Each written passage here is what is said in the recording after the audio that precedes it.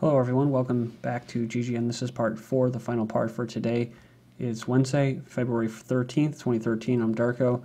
This first article I have up is time for school recess to come out of hiding. This is after we got to this article here, 23% of Americans are illiterate. But it goes on and it says that for many years, for years actually, many schools have been cutting back on recess as they try to squeeze more instruction time out of the day, i.e. Indoctrination. I'm sorry, but I just what I think is happening. Now everyone from health experts to Ranger Rick argues that it's important to bring it back. Abundance of research supports that the logic that kids' health, social skills, and brain power all benefit from the time to play outside. Says, but millions of kids aren't getting the recommended 20 minutes of burn off some steam time every day, survey shows, let alone 60 minutes of daily physical activity that the CDC says lack of recess means even less time outdoors for kids who already spend a lot of time, indoor time, huddled with electronic media. Schoolboy 12 hanged himself in bedroom after mother confiscated his mobile phone following 2 days of arguing. Says here he's been rowing with his mother. Well-respected pupil pronounced dead at the hospital. Kane was found by brother 40 minutes after saying he was going to his room. So, pretty crazy. Says here he had spent 2 days arguing with his mother, Veronica Lee, and was discovered just 40 minutes after saying he was going to his room to listen to music. So it says here the mother said, I don't think he actually wanted to kill himself. I don't think he wanted to live the life he had anymore, but I don't think he wanted to die. I think it was a cry for help. Next up, researchers dumbfounded by Philadelphia's 70% increase in type 1 diabetes under the age of 5. Says it was announced on February 3rd that between 1985 and 2005, researchers took a registry of young patients in Philadelphia. They found a staggering increase, 70% in fact, in children under 5 having type 1 diabetes. So it goes on here and it says that type 1 diabetes, the type in which patients are dependent on insulin use, used to be considered a disease that begins in adolescence, but this new evidence indicates that it is showing up in babies and toddlers as well. Symptoms to watch for in young children include extreme thirst and frequent urination. Therefore, bedwetting accidents and abnormally wet diapers in babies can be telltale signs. Texas teen sues parents to avoid abortion. Girl claims parents are trying to force her to end pregnancy. Says a pregnant 16-year-old in Texas has won a temporary restraining order after taking her parents to court to stop them from forcing her to get an abortion. The unnamed girl claims that in the lawsuit that her father said the decision was his. End of story. Wow, that's pretty fucked up. As if the girl's mother invited the paternal grandparents to a bar for further discussion where she suggested that she might slip her an abortion pill. So both parents have used verbal and physical threats in an attempt to force her to have an abortion, according to the lawsuit, kept her out of school and harassed the baby's father as well as his mother. So it's an interesting point made by this lawyer for the Texas Center of Defense of Life. What Roe established is minors have the choice. Just they want to promote it. They want to promote promiscuity. They want to promote contraceptive and abortions and stuff like that, says her lawyer. And when they do make the choice, folks are shocked that they may actually want to carry the baby. God, oh, wow. Pastor to Tennessee, give me back my snakes. So this is kind of like from the X-Files episode, if you remember that one. From back in the day, pastor needs confiscated creatures for worship services. Kentucky pastor used his snakes in worship services and would like the snakes that Tennessee recently confiscated given back to him. It says Gregory Jamie Coots went to Alabama last month to buy 3 rattlesnakes and 2 copperheads, but was stopped in Knoxville while driving home because an officer notices tinted windows. See, I told you, it's the tinted windows will get you every time. Only they could have. Only the thieves, the murderers, the kidnappers can have tinted windows to block out their evil faces. The officer spotted the snakes, and then the Wildlife Resources Agency got involved. So he wanted to know if I had any documentation, and I told him no.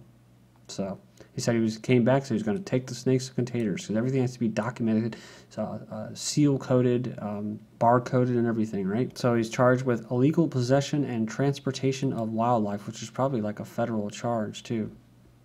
He was placed on probation in Kentucky in 2008 under similar charges, no surprise, but says he now has a permit. So he has permission from the parents, from the government, that he can move snakes, something that the government created. No, they didn't create the snakes, I'm sorry. but they're going to enforce it, right? They need documentation for something that they own, which is everything. They own the earth, they own the trees, they own the air, which is why they poison it, including the water. They poison it, the food, they poison it. So, litter police, including the animals, right? The beef, the meat, and all that. Litter police to punish spitting in the street with on the spot £80 fine. They're deploying litter police to find people who drop rubbish, extend penalties to anyone caught spitting or urinating in public. So I wonder if they'll get fined for spraying aerosols in the air, which kill trees and plants and make people sick, get a little nanofibers in their lungs and in their blood. No, they're not going to do a damn thing about that. Council was able to get around the bureaucracy of introducing bylaw by classifying spit as a waste. So £80 for spitting on the road. Old man robs bank so he can go back to prison. So this is again like a movie or like a show. It's like Shawshank Redemption. So he said he feels more comfortable on the inside. So after spending most of his adult life behind bars, the 73-year-old was released in 2011, but recently decided to rob another bank in hopes of going back. He felt more comfortable in prison, court documents allege, and wanted to spend his final years there. So the balding, gray-haired man leaned on a cane as he walked into the bank.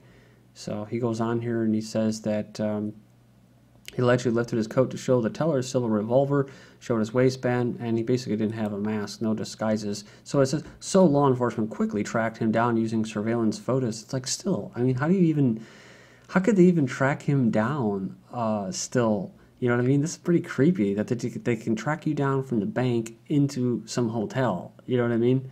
I mean, the guy obviously wanted to get caught, but I mean, still, when authorities stopped him on Sunday outside a motel room where he was staying, he immediately threw down his cane and surrendered.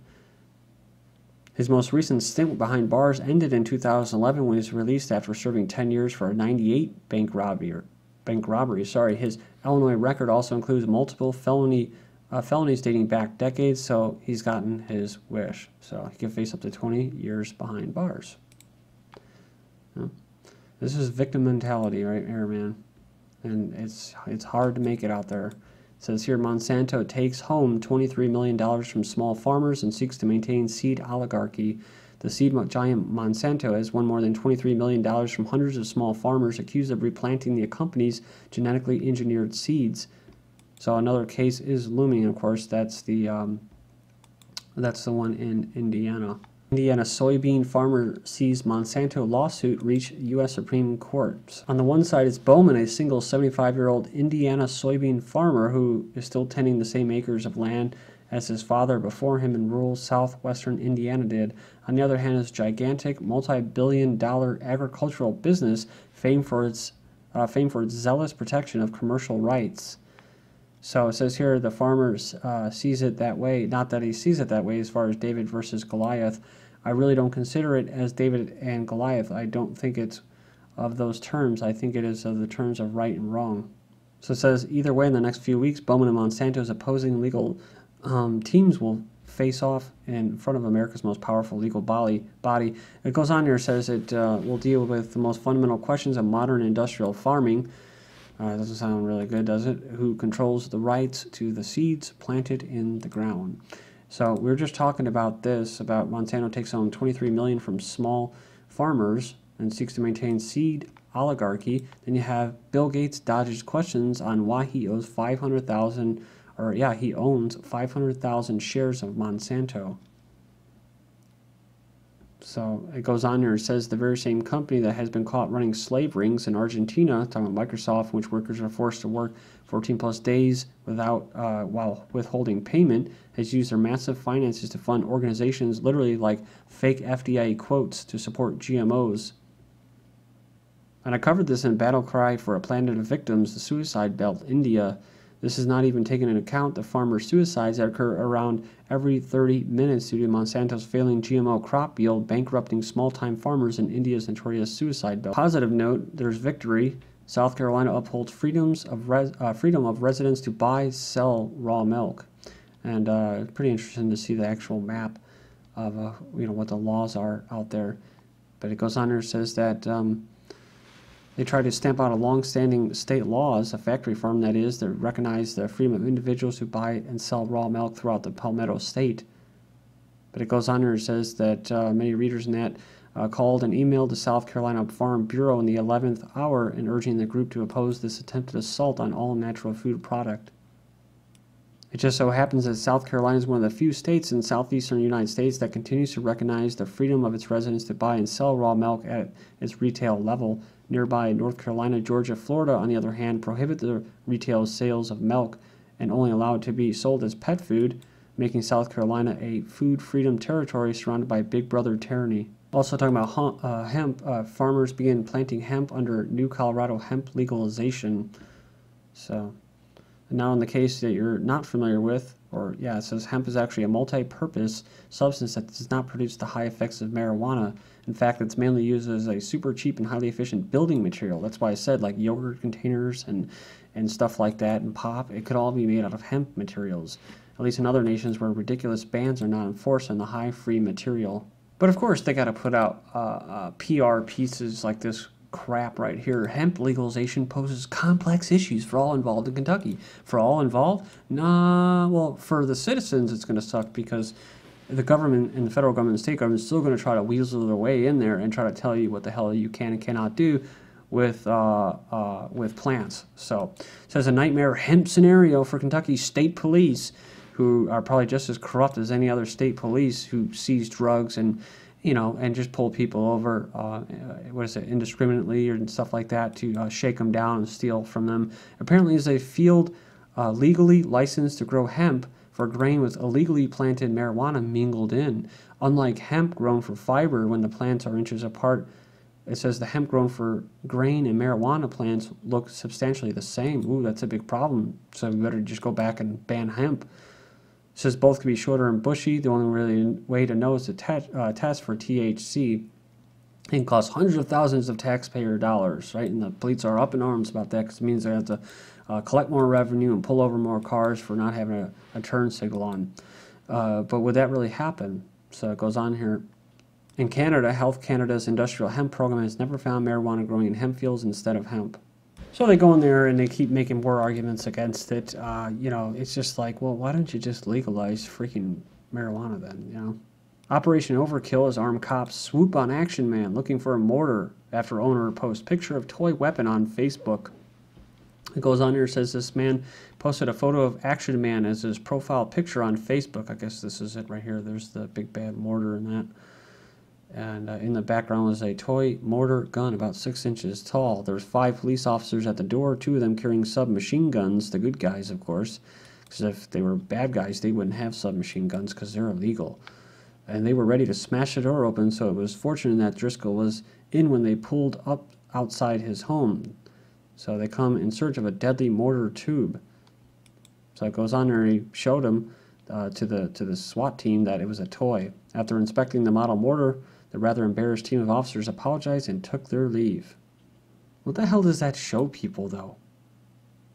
I mean, what does that show people? If this guy posts something on his Facebook picture, on his page, which I don't even know why he'd be on there, but even if he did that, and then have cops, at your door over the SWAT teaming you over that, it's like, Jesus.